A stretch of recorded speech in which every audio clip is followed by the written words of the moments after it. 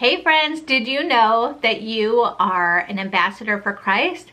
If you are baptized and you are a part of God's family, then you are an ambassador for Christ. And more importantly, I love this, but I was told this, when I was in high school, and it just totally clicked in me that God is the King of all kings, the King of the universe, and we are his daughters.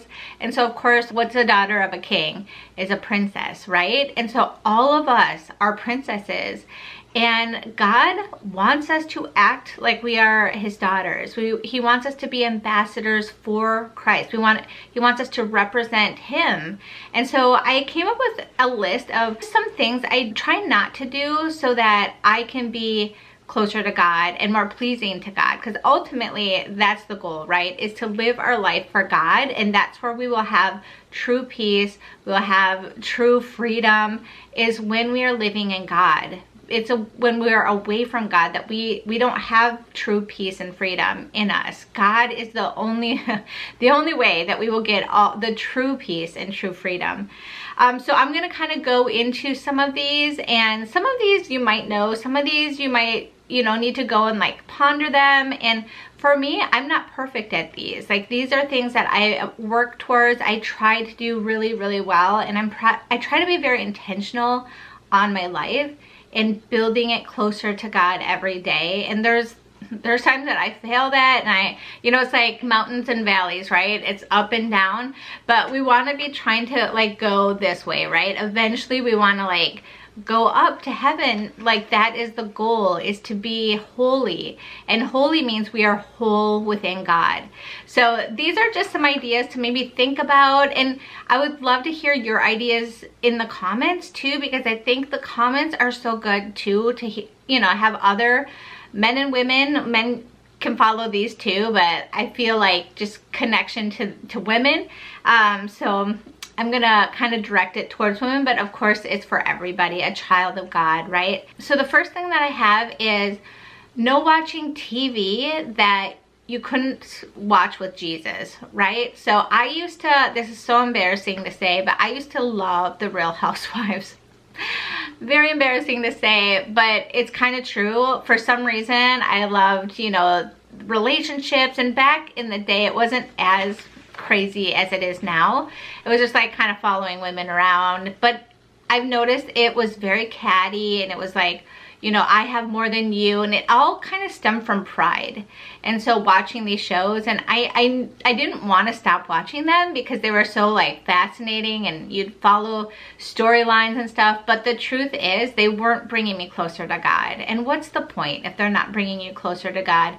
And not only were they not bringing me closer to God, but I was like not liking certain characters, and you know what I mean? It was very gossipy and like money hungry and all those things. And I just can't imagine Mother Mary sitting down and watching the Real Housewives. You know what I mean? So I think as women, that is a great thing to think of. Like, okay, would Mary do this? Or would Jesus be okay if I was doing this? The other thing to go with that is books and movies. There are just so many inappropriate movies and shows and just media in general that is so unpleasing to God.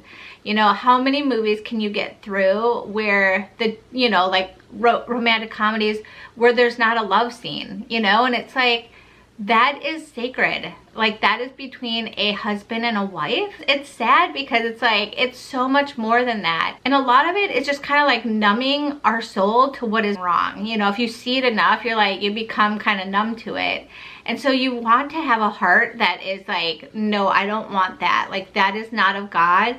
That's not good. I don't want that. And same with books. There's so many romantic books that are so inappropriate, and so just be very careful about guarding your heart with things that are not of God in the media world. All right, the next one that I would say is no gossiping.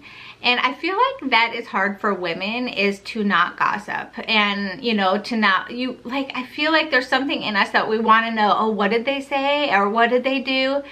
And I just encourage you to not get involved in that. If there is gossiping or something like that, go away from that, and and pray for that person, or you know what I mean? But we should not be wanting to know the business of everybody else. And I remember this was in high school. There was a girl, Brooke, and she was amazing. She had the best personality, and she ended up being like, you know, prom queen or whatever. Like, she just, like, everybody loved her. And I remember very specifically, like, in, I think it was the beginning of high school, one of our mutual friends got pregnant, and I wanted to go up to her and like see what she had to say, like what was the gossip, you know, about our friend. And so I was like, did you hear that so-and-so is pregnant? And she looks at me and she goes, yes, isn't it so beautiful? I'm so happy for her.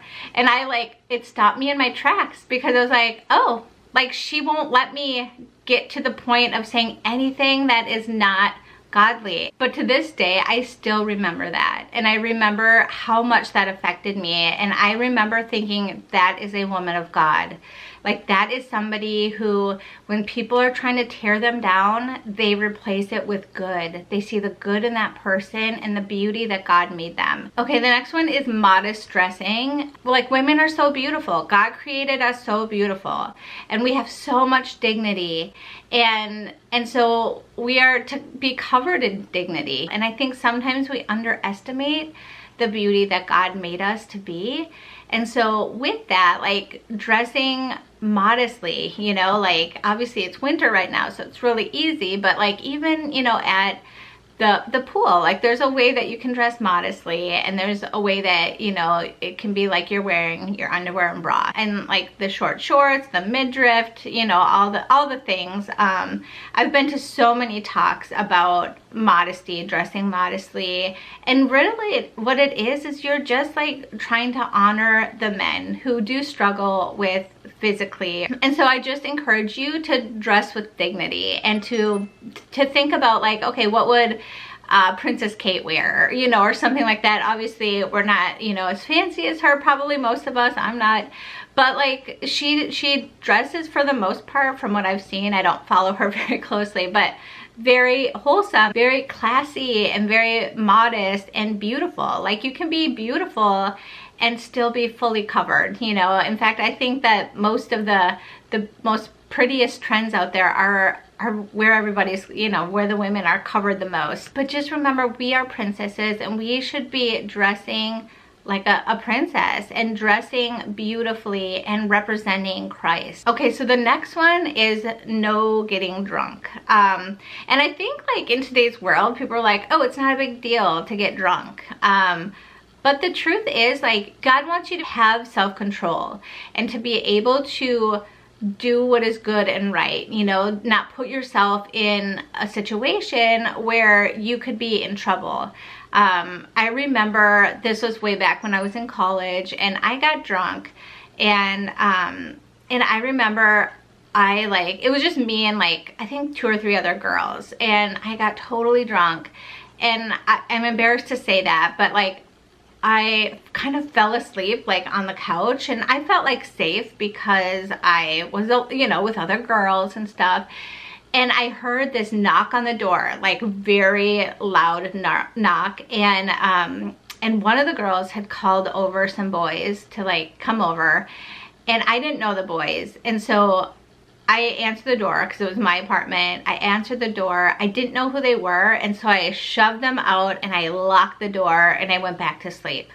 But I'm like, that was scary. You know, that's a scary situation where you're like, yeah, I shouldn't have been in that situation to begin with, you know. And I'm so thankful I woke up, and I'm so thankful, I feel like it was the angels that, you know, helped me to, like, you know, wake up, don't let these people in, because I was very adamant that they are not allowed. It's girls' night, you know, and stuff. But embarrassing, like, that is something that I should never have done.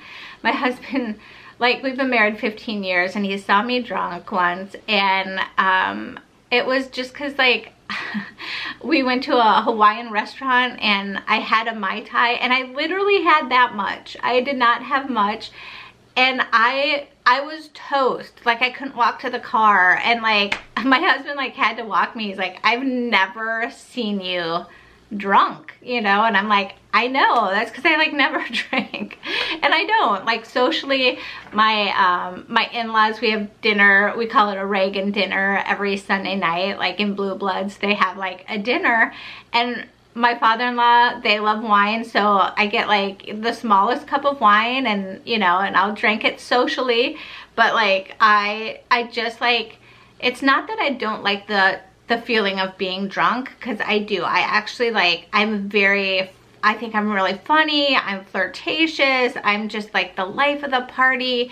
I'm actually super fun, but it's also, I know that it's not pleasing to God. And so I'm like, I don't want to do that. God like made me who I am, and I just want to be able to have self-control when I need to have it, you know, and stuff. So anyway, so that's the thing. Like, God does not want us to get drunk. You know, drinking isn't a problem, but when it's too much, that's where it becomes a problem. And God does not like that. He wants us to like, you know, be aware of our surroundings and all of that. So it's, you know, self-control. And the last one I would say is no swearing, you know. And I, thankfully I've never been like a big swearer, but I do feel like it doesn't show the dignity of who you are when you swear. Like, it's just, people who swear, I feel like it's shocking and jarring, and it's just not beautiful, you know. And God wants us to create beauty in the world, and our words matter, and they're beautiful, and they're good.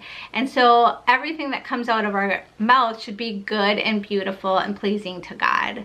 So anyway, that's my list. I would love to hear what you have to say, and that's all I have for now. Until next time, God bless. Bye.